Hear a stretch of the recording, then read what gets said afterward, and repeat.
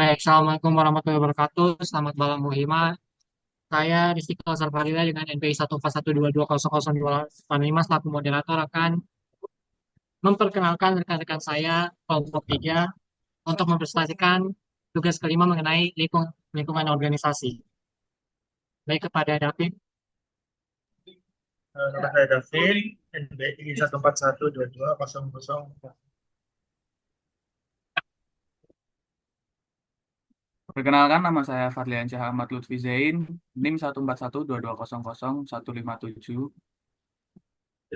Perkenalkan nama saya Riki Adika Saputra dengan NIM 14122002007. Saya Ilham Adi Zamzam dengan NIM 14122000217.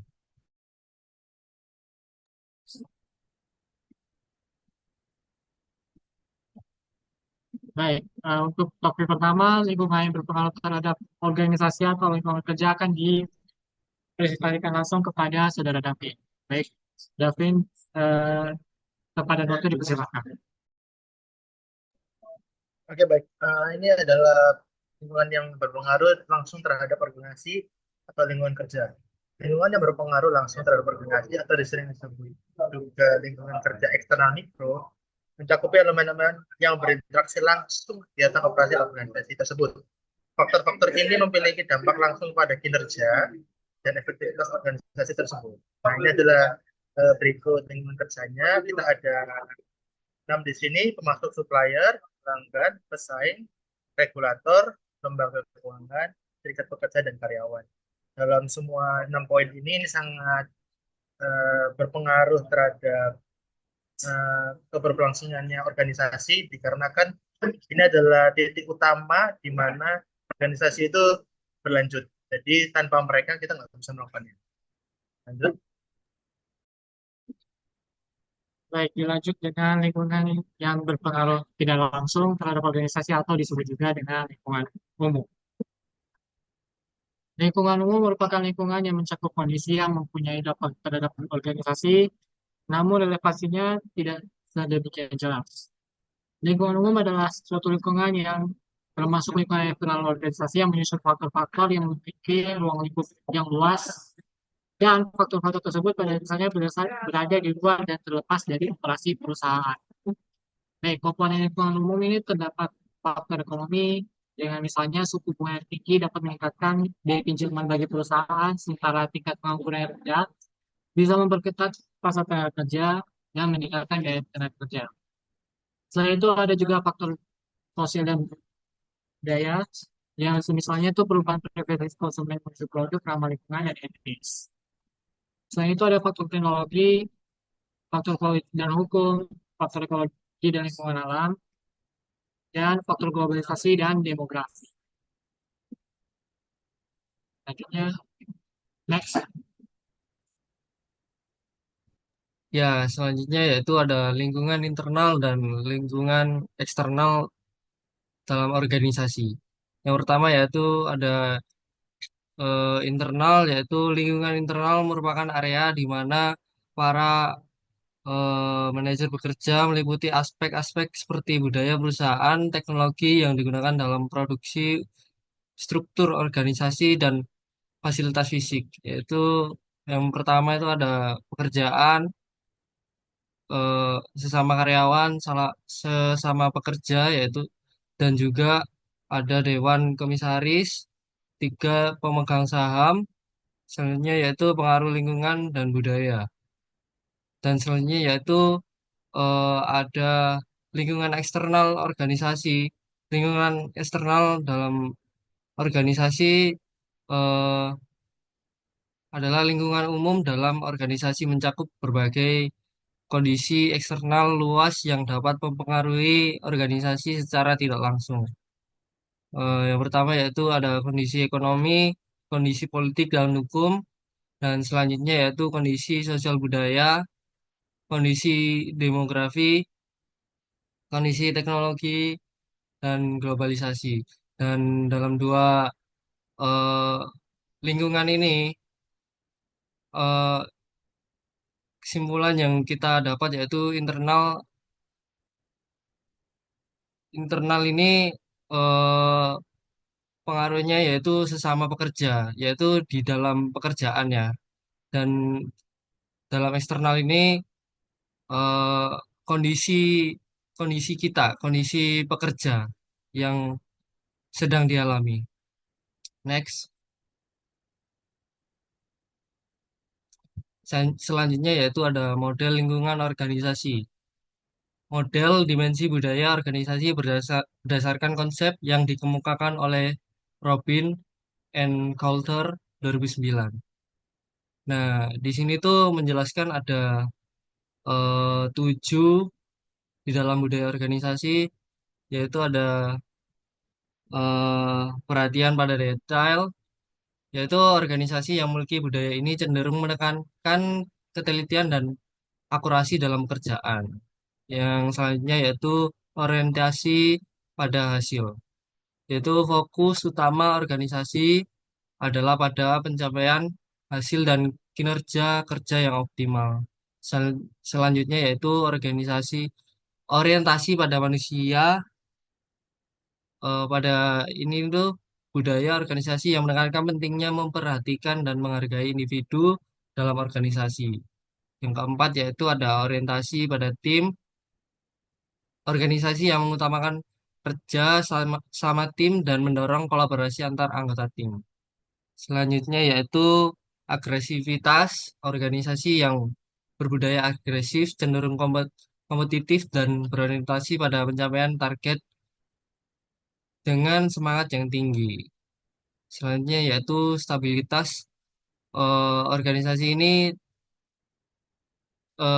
budaya stabil cenderung fokus pada menjaga keberlanjutan dan kestabilan internal. Selanjutnya yaitu ada inovasi, inovasi dan pengambilan risiko. Organisasi ini yang mendorong inovasi dan keberanian untuk mengambil risiko dalam upaya mencari cara baru untuk berkembang. Dan eh, di bagian kanan dijelaskan bahwa budaya organisasi dapat terbentuk dengan kombinasi dari ketujuh dimensi tersebut. Dan organisasi yang berbeda dapat menekankan dimensi yang berbeda sesuai dengan kebutuhan atau nilai yang dianutnya. Next. Baik, langsung saja kita masuk ke teori kepemimpinan. Untuk definisi teori kepemimpinan sendiri yaitu kumpulan konsep dan model yang menjelaskan sifat, perilaku, dan proses seorang pemimpin dalam memengaruhi, memotivasi, dan mengarahkan individu atau kelompok untuk mencapai tujuan bersama. Teori-teori ini mempelajari berbagai aspek kepemimpinan, termasuk karakteristik pribadi, gaya kepemimpinan, konteks atau situasi yang memengaruhi efektivitas kepemimpinan, serta hubungan antara pemimpin dan pengikut. Untuk kepemimpinan itu sendiri melibatkan proses mempengaruhi penetapan tujuan organisasi, mendorong perilaku pengikut untuk mencapai tujuan tersebut, dan mempengaruhi tim dan budaya. Next. Jenis-jenis model kepemimpinan. Yang pertama ada gaya kepemimpinan karismatik. Gaya kepemimpinan karismatik yaitu para pengikut terpacu kemampuan kepemimpinan yang heroik atau yang luar biasa ketika mereka mengamati perilaku-perilaku tertentu pemimpin mereka. Terdapat 4 karakteristik pokok pemimpin karismatik yaitu visi dan artikulasi, risiko personal, peka terhadap lingkungan, dan kepekaan terhadap kebutuhan pengikut. Yang kedua, gaya kepemimpinan transaksional. Dapat melibatkan nilai-nilai, tetapi nilai tersebut relevan dengan proses pertukaran seperti kejujuran, keadilan, tanggung jawab, dan timbal balik. Faktor yang mempengaruhi gaya kepemimpinan transaksional, indikator-indikatornya yaitu imbalan kontingen, manajemen eksepsi aktif, dan manajemen eksepsi pasif. Yang ketiga yaitu gaya kepemimpinan transformasional. Gaya kepemimpinan transformasional menyatakan bahwa para pemimpin transformasional membuat para pengikut menjadi lebih menyadari kepentingan dan nilai dari pekerjaan dan membujuk pengikut untuk tidak mendahulukan kepentingan diri sendiri demi organisasi. Ada beberapa indikator yaitu motivasi inspiratif, stimulasi intelektual, dan perhatian yang individual. Gaya kepemimpinan yang terakhir yaitu gaya kepemimpinan demokratik. Gaya kepemimpinan demokratik adalah gaya di mana pemimpin memandang manusia sebagai makhluk termulia, mensinkronkan tujuan organisasi dengan tujuan pribadi karyawan, menerima saran dan kritik, serta berupaya menjadi bawahannya sukses. Indikatornya yaitu hubungan pemimpin dengan karyawan, penghargaan terhadap karyawan, dan manajemen. Next. Keunggulan dan kelemahan setiap jenis-jenis gaya kepemimpinan. Untuk gaya kepemimpinan karismatik, keunggulannya yaitu motivasi tinggi, mengubah visi menjadi kenyataan, komunikasi efektif, dan kemampuan mengatasi krisis.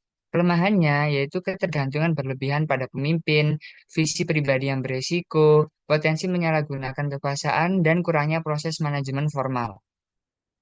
Yang kedua yaitu gaya kepemimpinan transaksional. Keunggulannya yaitu struktur dan keteraturannya, peningkatan produktivitas, pengambilan keputusan cepat, dan motivasi berbasis insentif. Kelemahannya yaitu kurangnya kreativitas dan inovasi, kurangnya keterlibatan emosional, risiko ketergantungan pada penghargaan eksternal, dan kurangnya fleksibilitas dalam menghadapi perubahan. Yang ketiga, gaya kepemimpinan transformasional. Keunggulannya meningkatkan motivasi dan loyalitas, mendorong kreativitas dan inovasi, mengembangkan keterampilan individu, dan memupuk kerja tim yang kuat. Kelemahannya yaitu ketergantungan pada visi pemimpin, risiko burnout, tidak efektif dalam situasi yang membutuhkan struktur kaku, dan memerlukan keterampilan komunikasi yang tinggi. Gaya yang terakhir yaitu gaya kepemimpinan demokratik. Keunggulannya meningkatkan partisipasi dan keterlibatan, mendorong kreativitas dan inovasi, meningkatkan kepuasan dan loyalitas, serta membuat keputusan yang lebih baik. Kelemahannya, proses pengambilan keputusan yang lambat, risiko konflik dan ketidaksepakatan, kurangnya otoritas yang jelas, dan tidak efektif dalam situasi krisis.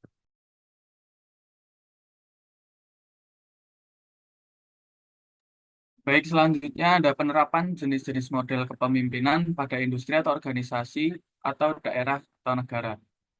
Dalam organisasi atau industri, penerapan model kepemimpinan tertentu dapat sangat mempengaruhi keberhasilan dan budaya kerja yang tercipta. Baik, yang pertama ada gaya kepemimpinan karismatik. Dalam industri manufaktur, kepemimpinan karismatik terbukti meningkatkan kerja organisasi secara keseluruhan. Penelitian ini menunjukkan bahwa pemimpin karismatik mampu menciptakan lingkungan kerja yang dinamis, mendorong inovasi, dan meningkatkan efisiensi operasional. Mereka fokus pada membangun hubungan yang kuat dengan tim dan mengkomunikasikan visi perusahaan secara jelas yang pada gilirannya meningkatkan motivasi dan komitmen karyawan. So, yang kedua ada gaya kepemimpinan transaksional. Dalam industri, gaya kepemimpinan transaksional sering digunakan untuk meningkatkan produktivitas dan efisiensi karyawan. Pemimpin menetapkan tujuan yang jelas dan memberikan imbalan untuk pencapaian tersebut. Misalnya, dalam perusahaan manufaktur, pemimpin dapat menawarkan bonus kepada karyawan yang mencapai target produksi atau memberikan sanksi kepada mereka yang tidak memenuhi standar kinerja. Next. Yang ketiga ada gaya kepemimpinan transformasional. Dalam konteks industri, khususnya di sektor manufaktur, kepemimpinan transformasional terbukti efektif dalam meningkatkan kinerja organisasi. Pemimpin yang menerapkan gaya ini mampu menciptakan lingkungan kerja yang dinamis dan inovatif. Penelitian menunjukkan bahwa pemimpin transformasional dapat memotivasi karyawan untuk mencapai tujuan organisasi dengan memberikan visi yang jelas dan perhatian individual terhadap kebutuhan karyawan. Hal ini berkontribusi pada peningkatan produktivitas dan efisiensi operasional, serta mendorong kolaborasi tim yang lebih baik. Yang terakhir ada gaya kepemimpinan demokratik.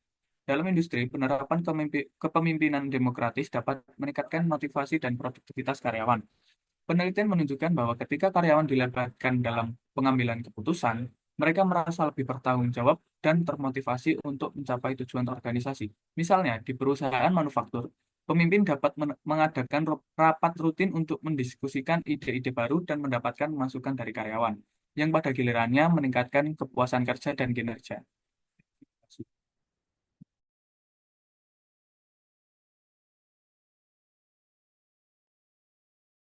Baik, terima kasih kepada Saudara Fadriansyah. Demikian presentasi kami mengenai lingkungan organisasi. Mohon maaf apabila ada kesalahan kata. Mohon tanggapannya. Wabillahi taufiq wal hidayah. Wassalamualaikum warahmatullahi wabarakatuh.